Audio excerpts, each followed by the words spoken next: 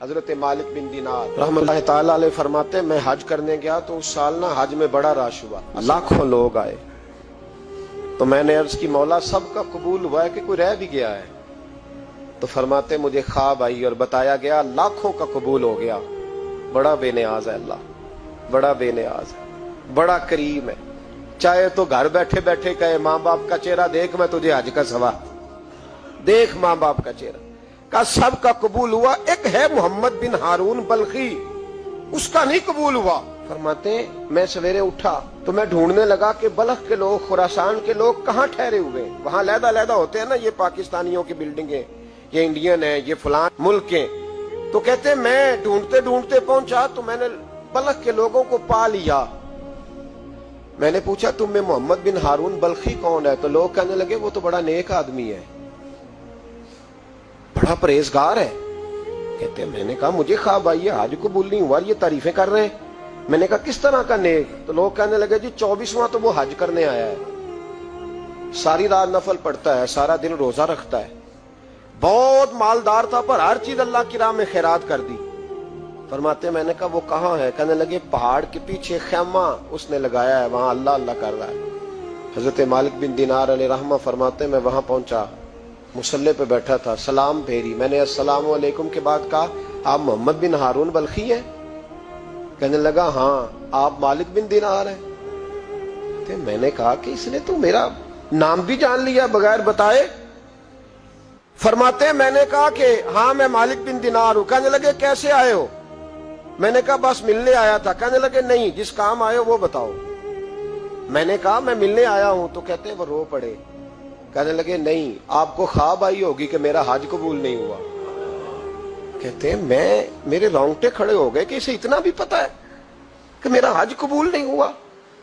میں نے اس کو کہا کہ تجھے کیسے پتا کہ مجھے خواب آئی ہے؟ کہنے لگا مالک بن دینار مجھے 24 سال ہو گئے، میں اس بے نیاز کے گھر کا طواف کرتا ہوں، میں حجر اسود کے بوسے لیتا ہوں، میں مقام ابراہیم پہ نفل پڑھتا ہوں، میں صفا مروہ کی سعی کرتا ہوں، پر 24 سال بیت گئے۔ جب میں طواف وداع کرنے کے قریب آتا ہوں تو کوئی نہ کوئی اللہ کا ولی آ کے کہتا ہے دوڑ جا تیرا کوئی نہیں قبول ہوا۔ 24 سال۔ مالک بن دینار فرماتے میں اس کے قریب بیٹھ گیا اور اس کے گھٹنے پہ ہاتھ رکھا، میں نے، بندہ بھی معذور تھا، اس کا ایک ہاتھ کٹا ہوا تھا، چہرے پہ عبادت کے نشانات نمایاں تھے، اور میں نے کہا یار پھر تیرا حج قبول کیوں نہیں ہوتا؟ تو کہنے لگا مت پوچھ، تو مجھ سے نفرت کرے گا۔ میں نے کہا نہیں تو بتا۔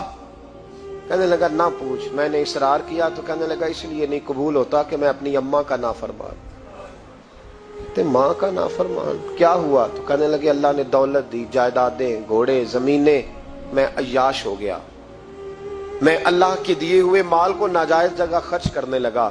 ماں میری بوڑھی تھی، عبادت گزار تھی، مجھے سمجھاتی تھی۔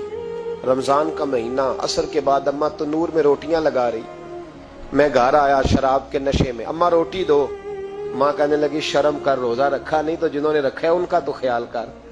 کہتے ہیں یہ لفظ میں نے سنے تو ماں کو ایک تھپڑ دے مارا، اماں جلتے ہوئے تندور میں گر گئی، لوگوں نے مجھے کمرے میں بند کر دیا۔ کہتے ہیں ساری رات میں شور سنتا رہا پر نشے میں پڑا رہا۔ اگلے دن ظہر کے بعد آنکھ تب کھلی جب میری بیوی الماریوں سے کپڑے نکال رہی تھی۔ میں نے کہا کہاں جا رہی ہو؟ کہنے لگی میکے جا رہی ہوں، میں ماں کے قاتل کے ساتھ وقت نہیں گزار سکتی۔ میں نے کہا ماں قتل ہو گئی؟ کہا ہاں، رات 9 مہینے تجھے پیٹ میں رکھنے والی اور چھاتی کا دودھ تیرے گلے میں اتار کے پالنے والی تیرے ہاتھوں قتل ہو گئی۔ کہا کدھر ہے میری ماں کی میت؟ کہا دفن کر دیا۔ بتایا کیوں نہیں؟ کہتے مرتے وقت کہہ گئی تھی اسے میرا منہ نہ دکھانا، میرے جنازے کے قریب نہ آئے۔ کہنے لگا میں اسی وقت اٹھا جس ہاتھ سے ماں کو مارا تھا، کلاڑا لے کے ہاتھ کاٹ دیا، جائیدادیں، گھوڑے، مکانات خیرات کر دیے، ساری رات نفل پڑھتا ہوں، سارے دن کے روزے رکھتا ہوں، ہر سال حج کرتا ہوں، عرش کا مالک معاف نہیں کرتا۔ حضرت مالک بن دینار کہتے ہیں میں نے بھی ایک تھپڑ مارا، میں نے کہا تو اسی قابل ہے تجھے معاف نہ کیا جائے، کبھی تجھے معافی نہیں ملے گی۔ کہتے ہیں میں ہو کے آیا، وہ روتا رہا، تڑپتا رہا، میں سویا گھر آ کے تو مجھے مصطفیٰ کریم علیہ السلام کا دیدار نصیب ہو گیا۔ نبی پاک صلی اللہ تعالی علیہ وسلم نے فرمایا مالک تو اسے کیوں مایوس کر آیا ہے اللہ کی رحمت سے، کیوں کہہ آیا اسے؟ میں نے کہا حضور اتنا بڑا قاتل ماں کا کیسے معافی ملے گی؟ تو محبوب فرمانے لگے اس کی ماں کی وجہ سے ہی اسے معافی ملے گی، ماں کی وجہ سے۔ حضور کس طرح؟ فرمایا ماں قیامت کے دن اس کے خلاف مقدمہ دائر کرے گی، کہے گی اللہ اسے پوچھ میرا جرم کیا تھا، مجھے کیوں جلا کے مارا؟ رب بات سنے گا اور پھر کہے گا اٹھاؤ اس کے بیٹے کو۔ ماں او بچے کی ماں بھیجے نا اب تیرے بیٹے کو سزا دے، کہے گی یا اللہ سخت سزا دے، تو رب کریم فرمائے گا اٹھاؤ اسے جہنم میں لے جاؤ۔ مصطفیٰ کریم فرمانے لگے جب زنجیریں ڈال کے فرشتے دوزخ کی طرف لے جا رہے ہوں گے نا تو پلٹ کے ماں کی طرف دیکھے گا، تھوڑا پھر آگے بڑھیں گے تو پھر دیکھے گا، پھر دوزخ کے قریب جائیں گے پھر دیکھے گا اور کہے گا اماں جی مجھے جلائیں گے، مجھے تکلیف ہوگی، زندگی میں جب درد ہوتا تھا تیرا نام میری زبان پہ آتا تھا، اماں مارنے لگے ہیں مجھے، جلائیں گے۔ میرے مصطفیٰ کریم فرمانے لگے وہ ماں اسے جلا کے مار دیا، وہ میدان محشر بول پڑے گی، کہے گی اللہ اے اللہ اے اللہ۔ رب کریم فرمائے گا کہ عرض کرے گی مولا میں نے معاف کیا تو بھی اسے معاف کر دے۔ اللہ فرمائے گا اس نے تو جلا کے مارا، تو کیوں نہیں جلنے دیتی؟ حالانکہ اللہ سب جانتا ہے، کہے گی مولا میں تو ماں ہوں نا، کیسے موقع دوں؟